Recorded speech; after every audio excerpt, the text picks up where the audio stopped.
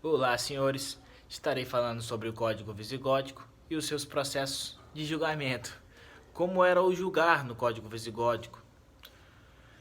Diferentemente do nosso atual ordenamento jurídico, no Código Visigótico não existia essa dicotomia entre o direito público e o direito privado. Esta mesma distinção, ela não ficava clara no Código Visigótico. Era meio que mesclada.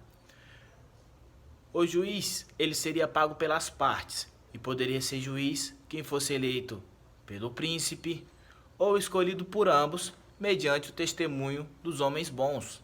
E quem seriam esses homens bons? Estes homens bons seriam homens de honra, homens que a sociedade visigótica enxergasse como pessoas corretas, pessoas honestas. No Código Visigótico, quem fosse chamado em juízo e não comparecesse, seria submetido a pagar 5 soldos de ouro ao autor da demanda e 5 soldos de ouro ao juiz. E o que seriam esses 5 soldos de ouro? Seriam moedas de ouro, moedas de ouro. Caso este cidadão ele persistisse em não comparecer ao júri, em não comparecer ao seu julgamento, ao tribunal, ele seria submetido a 50 açoites na frente do juiz. E uma coisa aqui que me chamou bastante curiosidade foi por que 50 açoites na frente do juiz? Devemos lembrar que os visigóticos eles são um povo germânico. E os povos germânicos são os povos que a gente chama da lei de sangue. São os povos que ele tem a honra impregnada ao seu DNA desde muito cedo. Então, muito por conta disso, muito para não denegrir a honra do juiz, este seria submetido a 50 açoites na frente do juiz. Mas tudo isso poderia ser evitado. Bastava o mesmo afirmar num juramento que não compareceu por não saber ou tentou de todas as formas e não obteve êxito em comparecer, não por um fato fortuito. Então, este não seria submetido a 50 açoites e também não pagaria os 5 soldos de ouro nem para o juiz nem para o autor da demanda e não responderia pelos efeitos de revelia. E aqui tem uma coisa que me chama bastante atenção, esta semelhança entre o direito visigótico e o direito brasileiro. No nosso direito atual, caso você seja intimado e não compareça, você responderá pelo crime de desobediência, conforme consta no artigo 330 do nosso Código Penal, detenção de 15 dias a 6 meses. E no Código Visigótico, ele tinha lá suas punições. Então, desde muito cedo, tem esta preocupação em qual vai ser a sanção quando o cidadão ele não comparecer ao júri.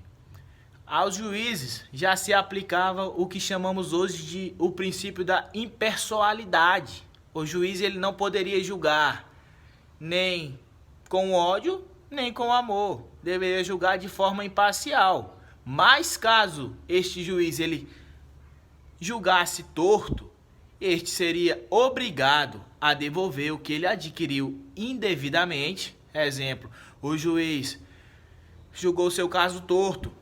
Você foi obrigado a pagar 10 soldos de ouro. O juiz seria obrigado a devolver estes 10 soldos de ouro que ele adquiriu indevidamente e mais 10 soldos de ouro do seu próprio patrimônio. Mas digamos que esse juiz ele julgou torto por estar passando alguma dificuldade financeira e queria simplesmente um dinheiro a mais e não tem como pagar esta quantia. O mesmo seria submetido a 50 açoites em praça pública, publicamente na frente de todo mundo. Como eu disse, o povo visigótico, ele tem esse princípio da honra impregnado ao seu DNA. Tanto é que se o juiz ele jurasse que julgou torto, ou por ignorância, ou por falta de conhecimento, mas não com a intenção ruim, ele não responderia por pena alguma. É o que eu digo. Harvey Specter ele diz na série Suits não sei se os senhores acompanham, ele fala uma coisa que é muito interessante, que é: para que a lei funcione, deve haver honra na palavra do homem. E era exatamente assim que o povo visigótico ele pensava. E uma curiosidade aqui que temos é que o nosso atual ordenamento jurídico, o direito brasileiro, ele tem mecanismos para tentar evitar, assim dizemos, o julgar errado, o julgar de forma imparcial.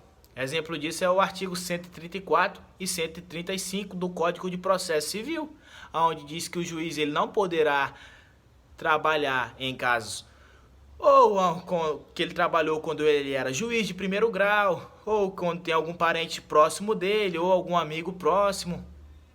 Em Minas Gerais, um juiz ele foi submetido à aposentadoria compulsória por julgar de forma imparcial. Simplesmente ele deu a pena muito fora da realidade, a sentença muito fora da realidade, favorável ao autor da demanda, aonde o autor da demanda era ninguém mais, ninguém menos que o dono dos apartamentos onde ele morava. Um apartamento muito caro, de luxo, e aonde o juiz pagava um valor simbólico de apenas 200 míseros reais. Então, foi comprovado que este juiz ele julgou de forma errada e ele foi submetido à aposentadoria compulsória. Então, notamos aqui essa vasta semelhança entre o Código Visigótico e o direito brasileiro.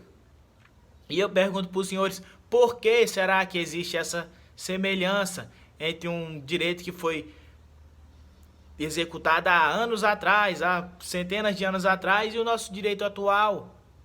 Simplesmente porque o Código Visigótico ele também tinha suas raízes no direito romano, assim como o nosso, chamado de Civil Law. E então é pelo fato destas coincidências. Obrigado, senhores. Espero que vocês tenham entendido. Saudades, espero que as aulas voltem logo também. Um abraço.